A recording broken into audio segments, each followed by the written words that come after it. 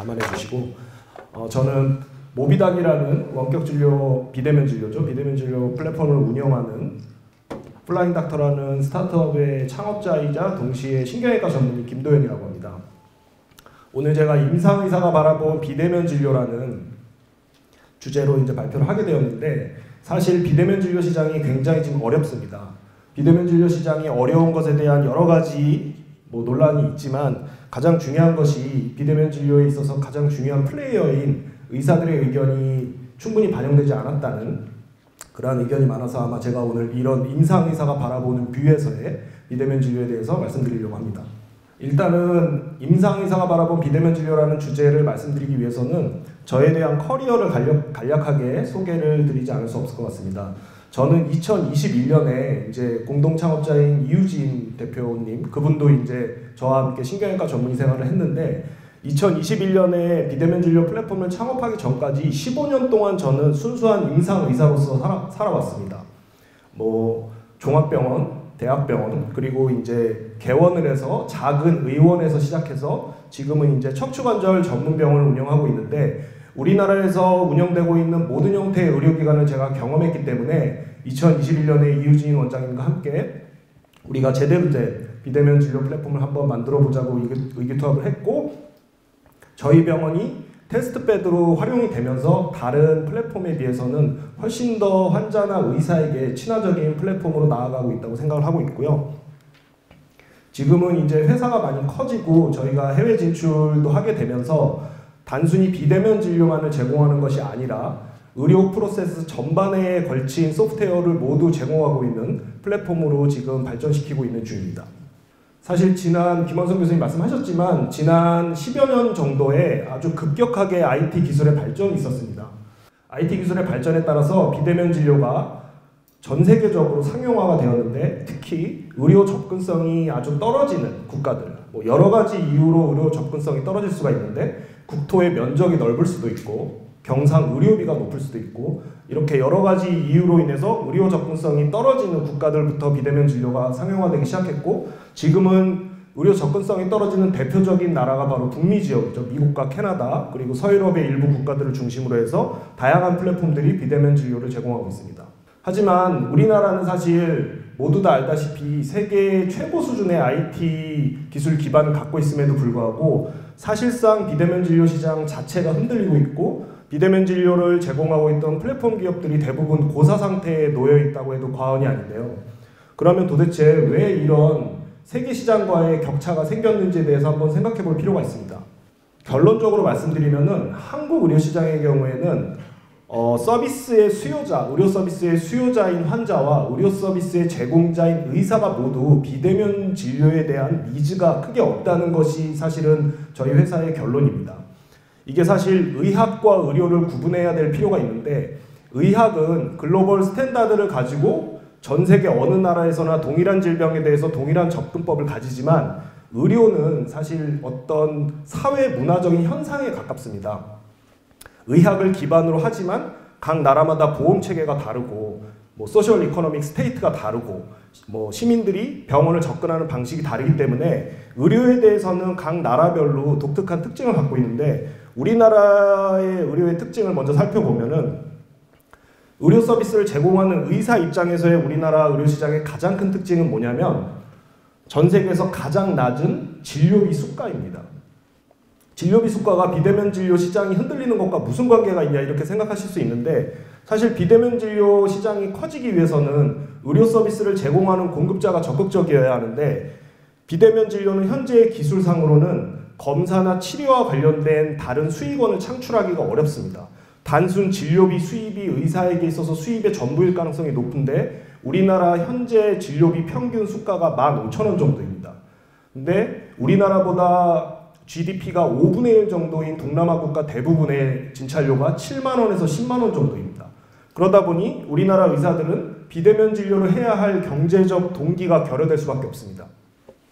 그리고 두 번째는 아까 김원성 교수님 말씀하셨듯이 의학적 리스크인데요. 환자들이 봤을 때는 비대면으로 편하게 진료를 받으니까 뭔가 비대면 진료가 간단하다고 생각하실 수 있지만 어떤 검사를 할 수가 없는 의사의 입장에서는 비대면 진료가 오히려 대면 진료보다 리스크가 높습니다.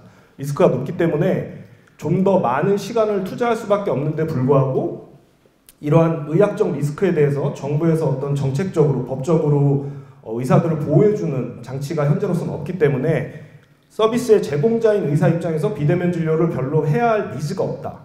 이렇게 생각을 하고, 두 번째는 서비스의 수요자인 환자 입장에서 그러면 비대면 진료에 대한 니즈가 있느냐?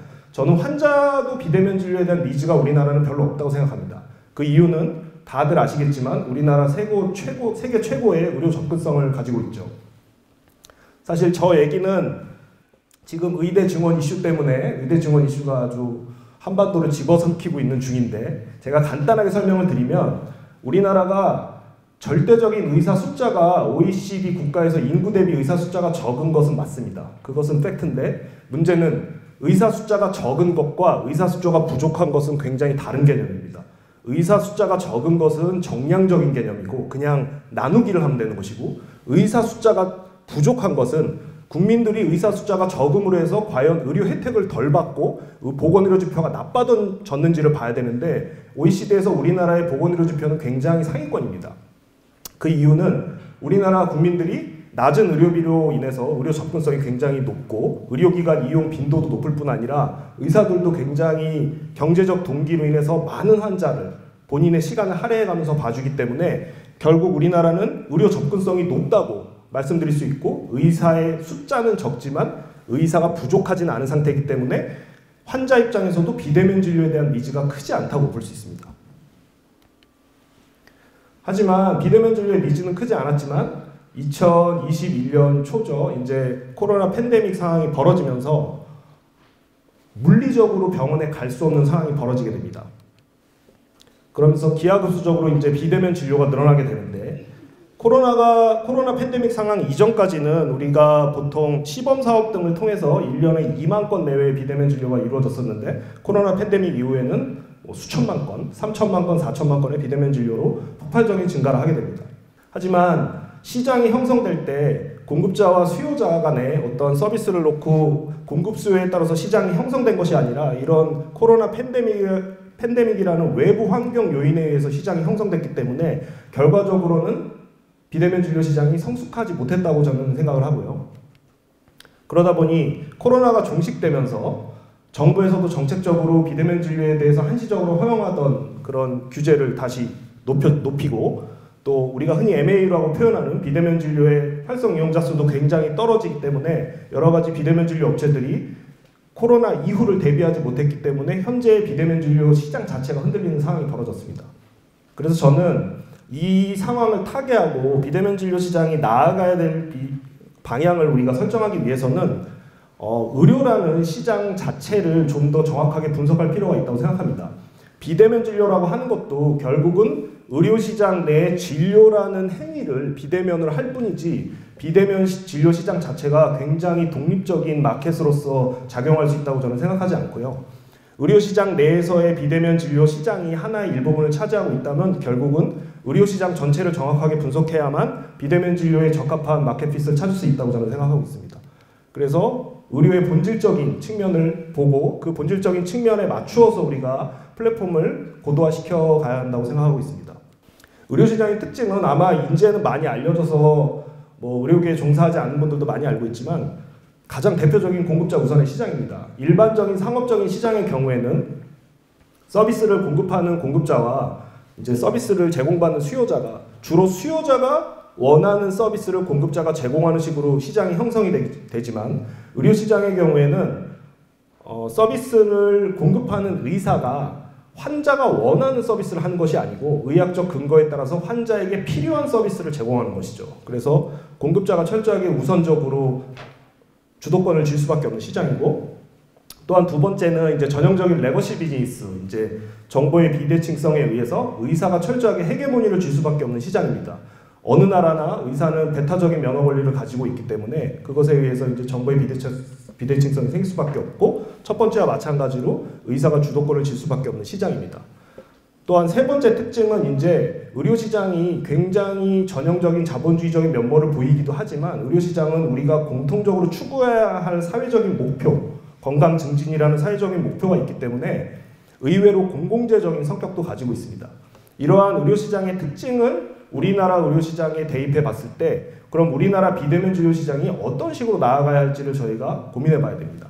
앞에서도 설명드렸지만 우리나라에서 결국은 비대면 진료시장의 의사들이 니즈가 없다고 말씀드렸는데 비대면 진료시장이 그리고 의료시장의 플랫폼이 커지기 위해서는 결국은 서비스를 제공하는 의사에게 친화적인 서비스가 나와서 의사들이 적극적으로 사용을 해야만 자연스럽게 환자들이 혜택을 볼 수 있다고 저는 생각을 하고요. 그러면 우리나라 의사들이 이런 의료 플랫폼에 대한 니즈가 없냐? 비대면 진료에 대한 니즈는 현재 상태에선 크지 않지만 의료 플랫폼에 대한 니즈는 생각보다 크게 있습니다. 대표적인 게 이제 의료 이용 행태의 문제인데요. 의료 이용 행태라고 제가 표현을 하긴 했는데 간단하게 설명드리면 의료 이용의 프로세스의 문제입니다. 사실 여기 계신 분들이 30년 전에도 아마 병원을 다니셨을 텐데 30년 전에 우리가 병원에 갔을 때 접수하고 진료보고 결제하고 의사 선생님께 설명 듣고 이런 과정들이 30년간 굉장히 많은 IT 기술이 발전했지만 의료의 이용 행태는 여전히 아날로그적으로 이루어지고 있습니다. 이렇게 아날로그적으로 이루어지다 보니 병원을 운영하는 의사들이 경영상에 굉장히 비효율적인 걸 느끼고 있고 또한 환자들은 굉장히 스마트해지고 어떤 웨어러블 기기들을 많이 사용하는데도 불구하고 그러한 것들이 병원에 적용이 되지 않다 보니까 의사들이 환자 관리에도 어려움을 느끼고 있기 때문에 저는 이런 의료 이용의 프로세스를 스마트하게 바꿔주는 것 이것이 플랫폼이 나아가야 될 첫 번째 방향이라고 생각하고요. 이것은 제가 운영하고 있는 플라잉닥트에서 이제 서비스하고 있는 모비닥이라는 프로그램인데 모비닥에서는 이제 의료 이용 형태를 크게 4가지로 나눕니다. 진료 접수와 진료, 결제, 그 다음에 결제 이후의 과정 이렇게 4가지로 나누게 되는데 환자분들이 보통 병원에 도착을 하게 되면 진료 접수를 가장 먼저 하게 되는데 진료 접수를 할 때 본인의 인적사항이나 여러 가지 개인정보를 적게 되고 심지어는 이제 개인정보 동의서도 요새는 굉장히 많은 부분을 적게 되는데 아직도 대다수의 병원들이 종이에 이런 것들을 적게 되는 경우가 많고요. 일부 플랫폼 업체들이 태블릿으로 접수하는 방식을 제공하고 있긴 하지만 프로세스 전반을 아우르는 것이 아니라 접수 단계에서만 제공을 하고 있습니다. 많이들 아시는 똑딱이나 이런 프로그램들이 그렇죠. 저희 같은 경우에는 이제 저희 병원이 직접 테스트 베드로서의 역할을 할 수 있기 때문에 단연간의 그런 연구를 통해서 저희가 환자들에게 가장 최적화된 그리고 의사들에게 가장 최적화된 프로세스를 찾으려고 노력을 했고요. 저희는 모든 환자들이 QR코드로 접수를 합니다.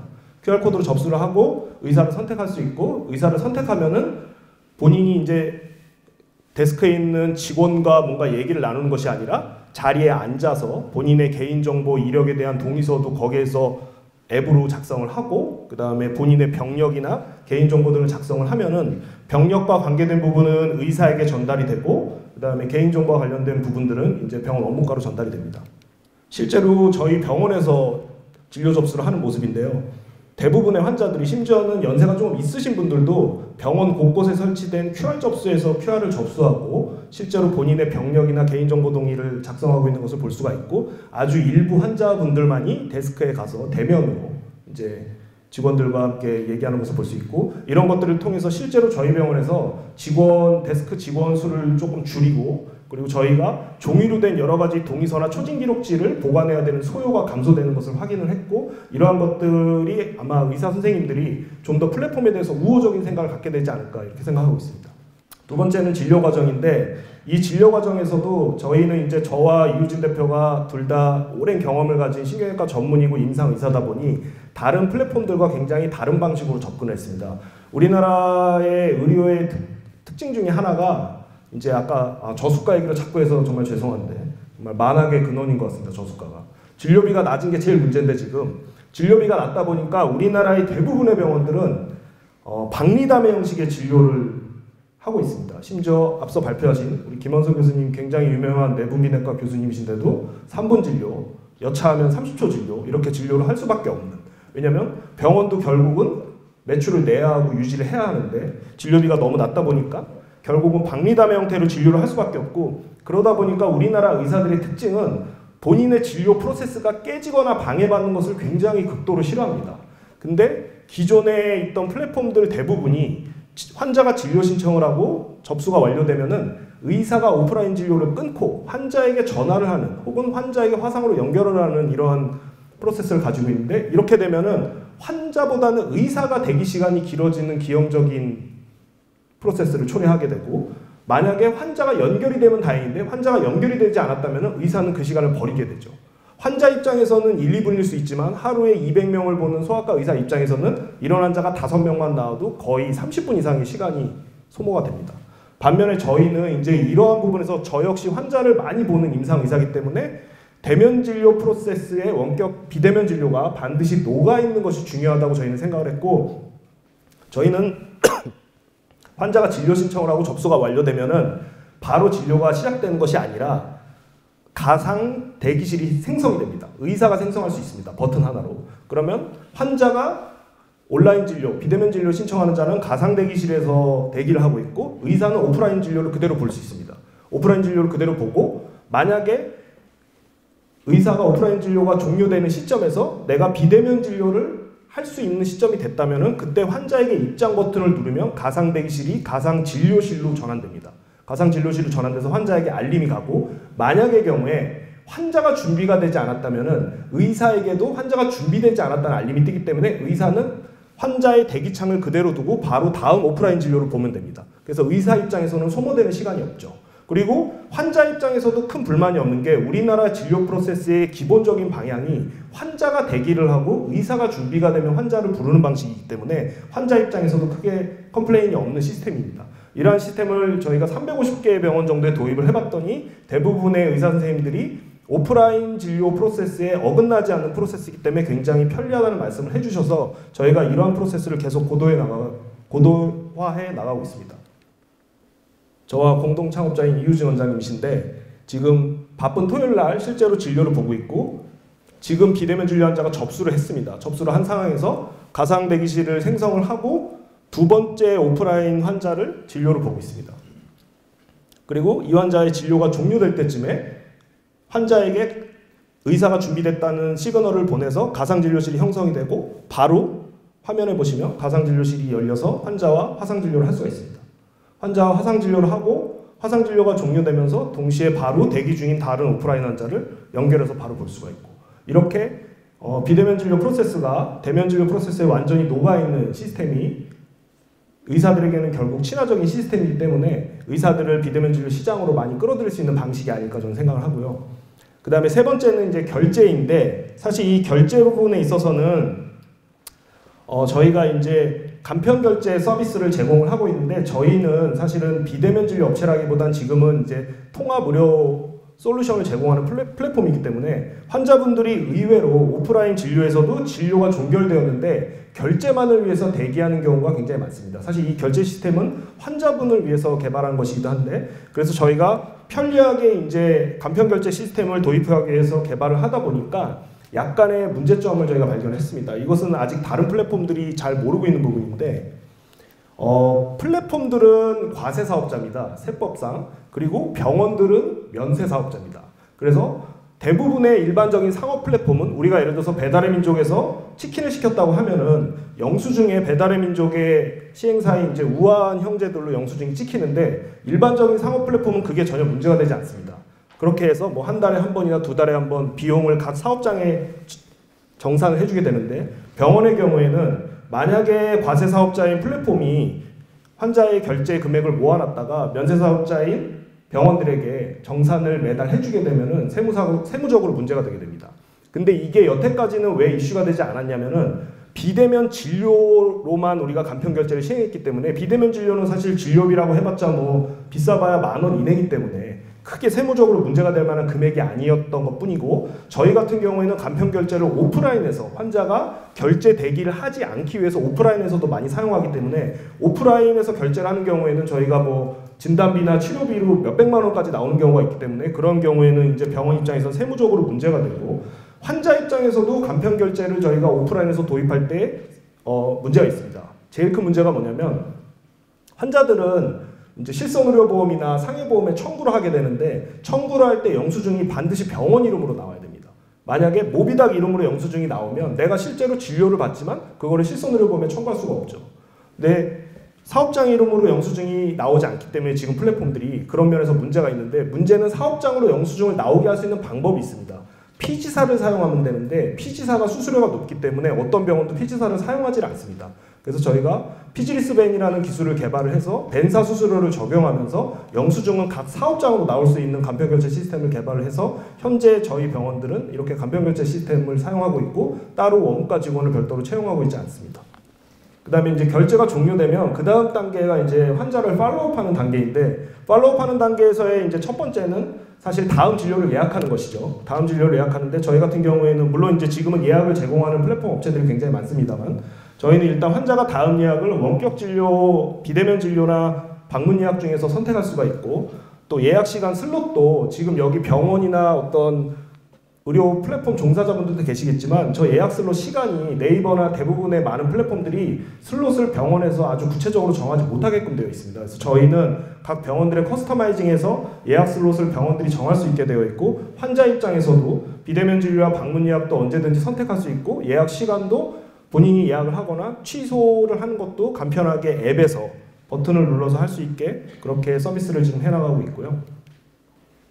예약이 완료되면은 이제 두 번째 단계가 환자의 라이프스타일 모디피케이션 혹은 환자 관리 부분입니다. 이 부분이 사실은 예전에는 별로 중요하게 생각되지 않았지만 요새 이제 많은 웨어러블 기기들이 도입되고 환자분들이 건강관리나 예방에 대한 관심이 많아지면서 이 부분에 대해서 굉장히 관심을 많이 가지게 되었는데, 정작 이 부분에 대해서 우리나라 의료 이용 프로세스를 봤을 때는 많은 플랫폼들이 별로 크게 관심을 두지 않는 분야 중에 하나고, 심지어는 아주 거대한 대학병원들조차도 지금 제가 보여드린 장면이 실제로 서울아산병원과 명지병원에서 환자분들에게 나눠주는 안내문들입니다. 저런 종이 안내문들을 꼬깃꼬깃 환자들에게 나눠주거나, 혹은 저렇게 유튜브 채널을 운영을 하지만 환자가 유튜브 채널에서 검색을 하거나 혹은 환자에게 URL 주소를 단순히 알려주기 때문에 환자가 의료 정보에 접근하는 방식이 굉장히 뒤떨어졌다고 볼 수 있습니다. 그래서 저희는 모비닥 피드라고 해서 저희 앱 안에 이제 환자가 그날 진료를 본 것에 대한 여러 가지 전문의들이 작성한 의료 콘텐츠, 그리고 저희 회사에서 직접 만든 콘텐츠도 있고요. 질병에 대한 정보, 환자의 치료에 대한 정보, 그리고 환자가 본인의 재활 치료나 집에 도착했을 때 라이프 스타일 모디피케이션을 포함해가지고 저희가 이러한 의료 정보들을 환자들에게 제공하고 있고, 이것들이 환자가 어떤 이 정보들을 찾아서 검색하는 것이 아니라 그대로 클릭 한 번으로 읽을 수 있게끔 전달되기 때문에 환자들의 컴플라이언스가 굉장히 높습니다. 근데 이러한 의료 정보들의 한 가지 또 문제가 뭐냐면, 사실은 의료 정보에 정확한 의료 정보가 전달되는 것이 중요한데, 우리나라 의료 정보와 관련된 서칭 플랫폼 1위가 혹시 어딘지 아시나요? 네이버 지식인입니다. 근데 네이버 지식인의 의료 정확도를 예전에 대한의학회에서 평가했는데 정확도가 31%였습니다. 일반인도 글을 올릴 수 있고, 뭐 혹은 이렇게 표현하면 좀 그렇지만 유사 의료인들도 글을 올리기 때문에 정확한 정보가 있을 수가 없습니다. 그래서 저희 같은 경우에는 결국은 의사들이, 전문의들이 쉽게 본인의 전문 분야를 컨텐츠로 만들 수 있는 방법을 제공하는 것이 필요하다고 생각해서 이것이 저희 모비닥에서 제공하는 작가 페이지입니다. 작가 페이지인데 굉장히 단순하게 되어 있어서 의사 선생님들이 진료 중에도 언제든지 작성을 할 수가 있고, 또한 참고로 할 수 있는 다른 의사분들의 컨텐츠가 언제든지 같은 화면에서 열릴 수 있습니다. 그리고 환자분들에게 의료 정보를 전달할 때 가장 중요한 것이 칼럼을 써서 글로 전달하는 것도 중요하지만 사실 환자분들은 시각적인 영상이나 그림이나 이런 것들을 중요시 생각하기 때문에 이러한 메디칼 일러스트를 사용하는 것이 중요한데, 요새 저작권 문제 때문에 의사분들도 메디칼 일러스트를 잘 사용하지 못합니다. 그래서 저희 같은 경우에는 저희가 직접 제작한 메디칼 일러스트가 지금 이제 수만 장에 달하고 있고, 그리고 영상 역시 저희 회사에서 직접 제작해서 의사 선생님들이 무료로 사용을 할 수 있게끔 해서 환자분들에게 이러한 정확한 의료 데이터가 전달될 수 있도록 하는 것이 저희 플랫폼이 지금 하고 있는 역할입니다. 지금 말씀드린 것들이 의료 이용의 프로세스를 스마트하게 바꿀 수 있는 방법들이고, 현재 저희 회사에서 하고 있는 방법들이고, 이러한 것들을 통해서 비대면 진료 자체에 대한 니즈는 낮더라도 의사 선생님들이 어떤 의료 이용의 스마트함을 추구하게 됨으로써 자연스럽게 비대면 진료 시장도 커져서 환자들이 혜택을 볼 수 있는 방향으로 가야 된다고 생각을 하고요. 두 번째로 이제 플랫폼이 나아가야 될 방향이 아까 의료 시장의 특징 중에 공공재로서의 성격이 있다고 말씀드렸는데, 데이터 활용을 위한 질병 예방이 결국은 플랫폼이 가야 할 마지막 길이라고 생각을 합니다. 지금 사실 굉장히 많은 빅테크 회사들이 뭐 스마트 체어 혹은 뭐 여러 가지 뭐 시계, 스마트워치 여러 가지 장비들을 통해서 건강 데이터, 우리가 흔히 라이프 로그 데이터라고 부르는데 라이프 로그 데이터들을 집적을 하고 있는데, 문제는 환자는 본인의 라이프 로그 데이터를 볼 수 있고 빅테크 기업도 라이프 로그 데이터를 집적하기 때문에 통계로 볼 수 있고 개개인별의 로그 데이터를 볼 수 있지만 그 라이프 로그 데이터가 의미를 가지려면은 내가 자주 가는 의사 선생님이 그 데이터를 알아야 되는데 정작 의사에게는 그 데이터가 전달되고 있지 않습니다, 지금. 그래서 저희 모비닥에서는 결과적으로는 그러한 수집하는 라이프 로그 데이터들이 환자들에게 전달이 되어서 예를 들어서 체중이 감소했다든지 수면 습관이 변했다는 것이 환자에게는 큰 변화가 아닐 수 있지만 그 환자가 꾸준히 다니는 내과 원장님이나 정형외과 원장님 입장에서 봤을 때는 환자에게 뭔가 중요한 변화라고 느낄 수 있기 때문에 그런 경우에는 저희가 환자분들에게 심층적인 문진을 제공하거나 혹은 질병 예방과 관련된 컨텐츠를 보내줌으로써 궁극적으로는 저희가 질병의 조기 진단이나 예방을 강화하는 쪽으로 플랫폼들이 나아가야 하지 않을까 생각을 합니다. 저희 회사의 모토인데요. 이렇게 되면 참 좋겠지만 지금 많은 장애물들이 있어서 일단은 저는 어쨌든 임상의사이면서 이제 플랫폼 창업자이기 때문에 어느 한쪽이 무조건 맞다고 말씀드리진 않습니다. 하지만은 이 두 분야가 적절하게 조화되어서 서비스를 제공하는 의사분들도 만족하고 서비스를 제공받는 환자분들에게도 좀 더 편리하게 효율적으로 서비스를 제공받을 수 있는 그러한 계기가 됐으면 좋겠습니다. 감사합니다. 네.